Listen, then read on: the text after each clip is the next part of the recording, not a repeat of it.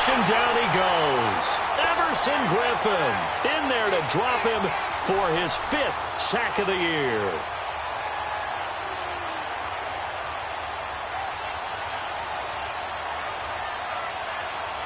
This offense in desperate need of a conversion as they come up on 3rd down.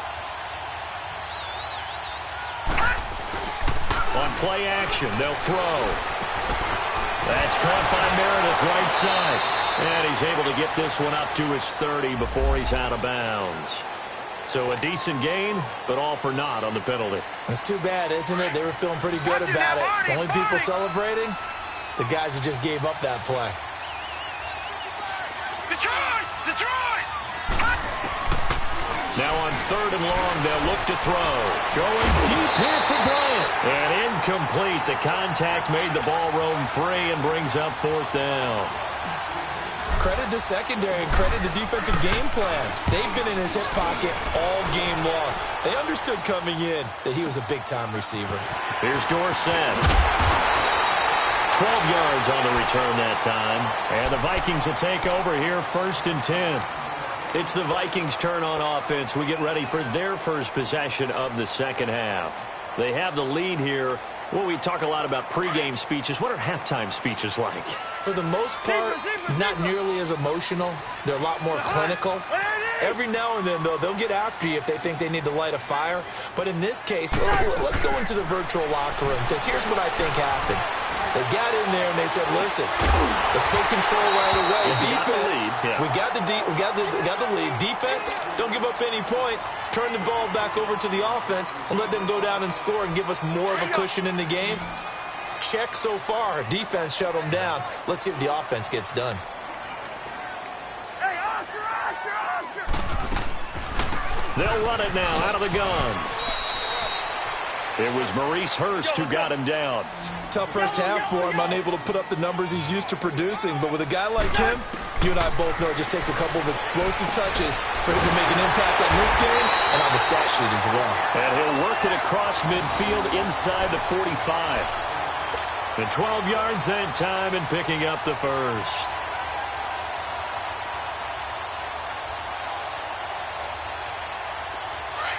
Let's go!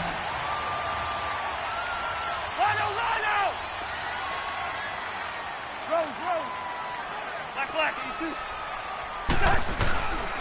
Working out of the gun, Cousins. Lets it fly for Thielen. So they took a shot on 1st down, but couldn't connect. A pretty good coverage there, and both of these defenses, they've had good coverage throughout this one. No doubt about it, and in today's NFL, where we're used to a bit more scoring, this feels almost like a well-pitched game in baseball on both sides, where the tension continues to build. Who's going to make the big play? Another throw on 2nd down, and this one incomplete as well. And incomplete there. A nice hit. Jars the ball free and brings up 3rd down. Big play coming up. Here's 3rd and 10. I would expect to see some pressure here. Listen to me. The pressure drops off as they'll look to throw. Going for the deep ball. Oh, incomplete. Nearly the pick they needed. They would have loved one there, but at least it does get them to 4th down. We've seen these defenses make enough opportunistic plays to keep this one low scoring. Flying around, making plays on the ball, and we see yet another errant throw as a result. The Raiders offense now, they trot back out. They're going to have to go at least 50, 60 yards here if they want to ensure that they don't have to punt the ball like they did last time. Yeah, so what you're saying is we're not playing to just get out of the shadow of your own goal line, right? You're playing to make sure the punter doesn't see the field again. So it's not picking up a couple of first downs. You want to pick up 5 or 6 first downs and make sure you move the ball into their territory. It's a 7-yard carry to set them up with a 2nd and 3. No. Check. Patriot.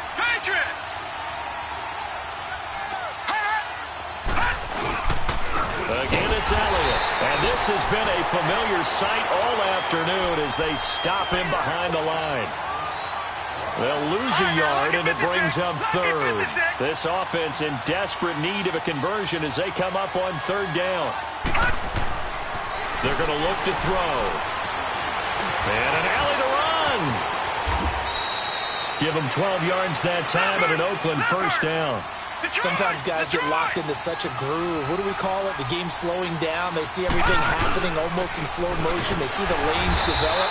I feel like he's right there. Well, and you want this from your leader, right? With this deficit, this stage of the game, second half, no quit in him. Zero. You know, despite the scoreline, I think they've got to like where they are here. They're on the road and just one big play away from getting right back in this game. I'm going to follow right along with you because the spot they're in now is a credit to their defense.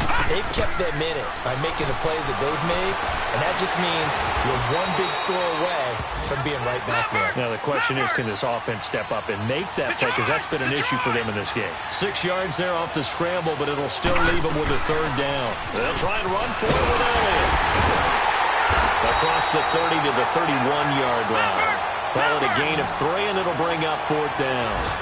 Well, it's not time to get him established, but in my estimation, they've got to pick up the urgency here. They've got to get quickly in and out of the huddle and run off a bunch more plays. Well, I thought they should have punted before. Now they probably definitely need to punt, right? Yeah, we did a little mind melding there, didn't we? Because I was wondering, why are you out there if you're not going to punt it in the first place? Now, I don't think they have any choice. On is the punt team now as this one's sent away. Dorsett on the return.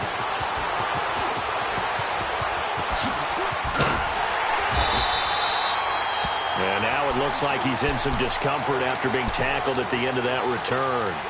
While the training staff takes a peek, we'll take a break. Cousins and the Vikings with a 1st and 10. We're going, let's go. Try to fire up that running game with Dalvin Cook. Cook stripped, the ball's out, and the Raiders have recovered. The psychology of the game never ceases to amaze me because you would think there would never be a fumble.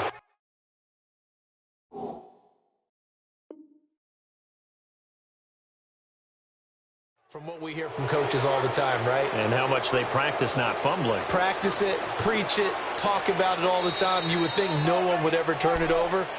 Yet they are humans out there running around, and we just saw another one. Opportunistic by the defense.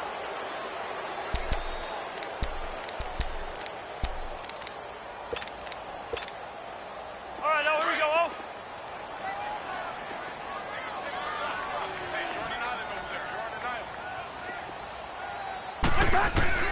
Cousins now after the fumble recovery. He's going to flip one out here to his running back. And he'll be brought down at the 48-yard line.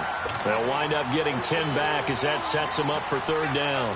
I know most of the time when the ball's in the air, you're thinking wide receiver, tight end, but running backs, they can be a big part of any passing offense nowadays. And we return, welcoming you back to Minneapolis.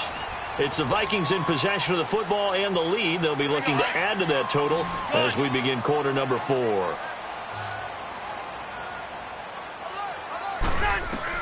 On 3rd and 1, here's Cousins. And intercepted, maybe the turning point they need. Picked off by Ryan Shazier. And they have possession, and they have it at the 38-yard line. Well, when you start thinking of guys that are in the mix for Defensive Player of the Year, I think you use him as Exhibit A. Maybe he's not the leading guy right now, but he's at least on the periphery and deserves to be in the discussion. And because of that, he's looking at a game today where in order to make that big move and maybe become the guy, he needs multiple takeaways, multiple big plays, things that get our attention and reverberate for weeks to come. They work again from the 38 on 2nd and 10.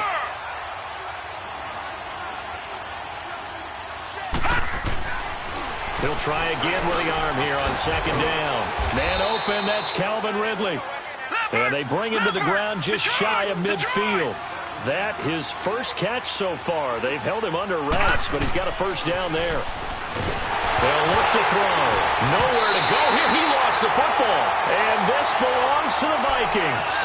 Okay, this isn't one where you want to take the game tape and hold it up as an example, do you? I mean, you talk about frustrating all the way through. And that last error, I think that crystallizes it, doesn't it? Absolutely. That's been representative of their entire game still being shut out. Handoff comes to Cook. And this has been a familiar sight all afternoon as they stop him behind the line. It's a loss of 2 there, bringing up second down. I think it's pretty evident we can say what a difference a week makes. Last week, he ran pretty much wild, didn't he? Did pretty much what he wanted to do. But this one, they've stopped him cold. That, to me, that's good scouting and even better execution. Yeah, and they stopped him behind the line right there. They obviously watched the tape a few times and made some adjustments. And incomplete on the deep ball. Despite the lead here in the fourth, they're still taking shots. Not content to sit on this lead at all. And to me, it raises the question of what's right in this game nowadays. Do you sit on the ball and run it because you have enough of a lead? Or do you try and extend it because you always feel like the other team can come back? Extend it. Have some fun. And he'll get it down on the play to the 37. They get only 4 that time as that leads us to a 4th down.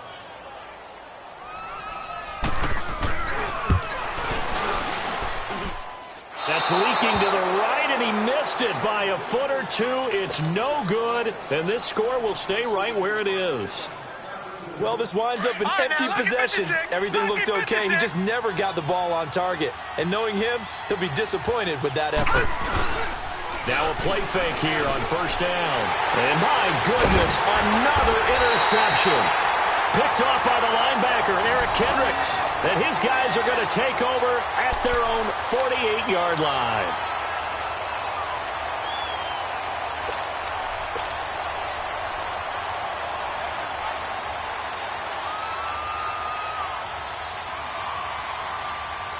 Cousins and the Vikings with a 1st and 10. Here we go.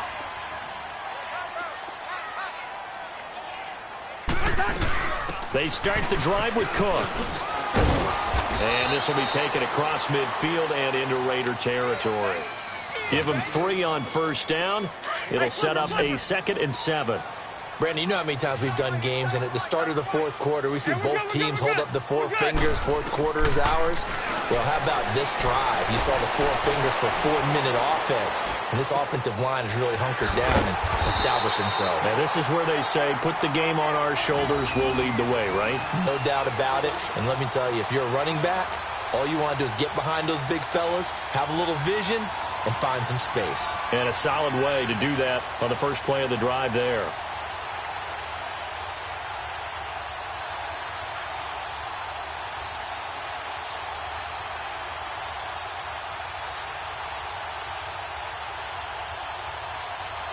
So signs of life in what's been a dormant offense in this second half. Here's 1st and 10. Cousins now to throw on 1st down. He completes it to Treadwell. And he works it to the 30-yard line here, right at the 30. 10 yards on the pickup there, and it'll be 2nd down. Another nice pickup through the air, and I think a lot of people might expect them to run the ball in this situation, Brandon, but with this lead, they're electing to throw the football. Swings, slants, quick outs, things that they consider safe. Clock continuing to run. They'll probably wind this all the way before snapping it on 2nd down. Cousins now on 2nd down. Finding a safety valve here. That's complete. And he'll go down at the 28. 2 yards on the pickup there, but it's enough to give him a new set of downs. Well, not totally home free yet, but it's looking good as they come up 1st and 10. Time for a break. We'll come back to wrap this one up after this. Zebra. Throwing here, Cousins.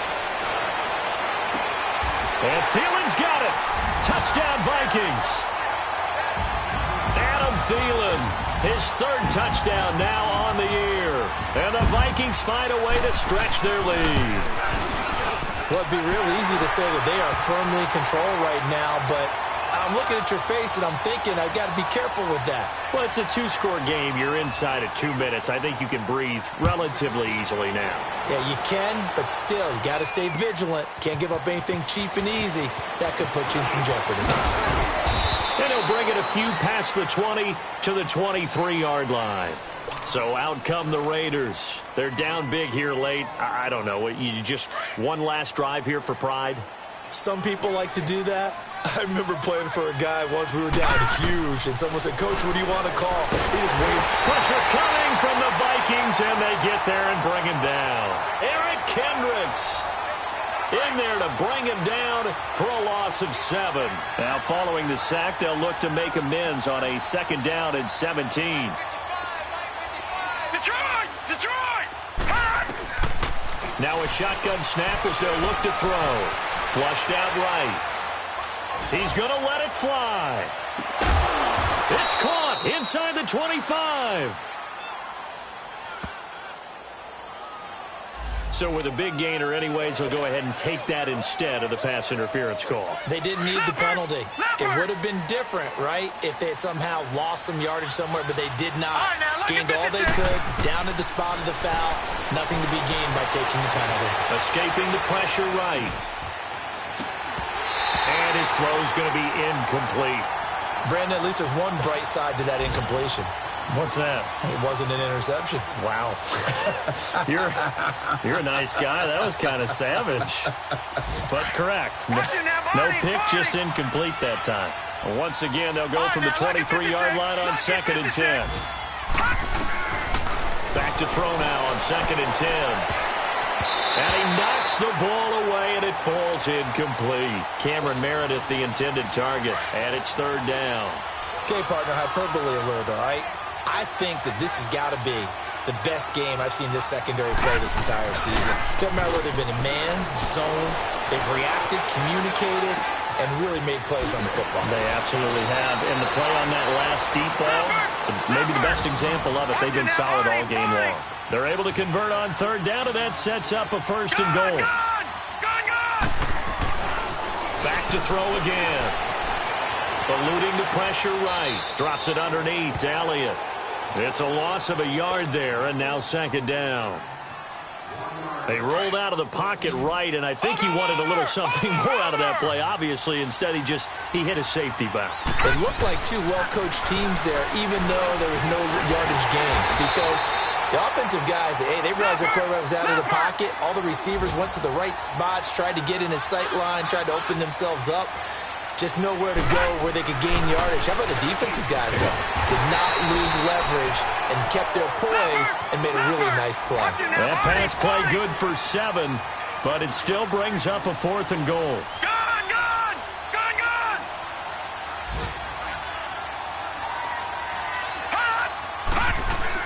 As expected, they're going for it to keep the drive alive. And that one is incomplete. It stops the clock now with 15 seconds remaining. They're turned away on 4th and goal. And the Vikings are going to win this football game. Cousins and the Vikings with a 1st and 10.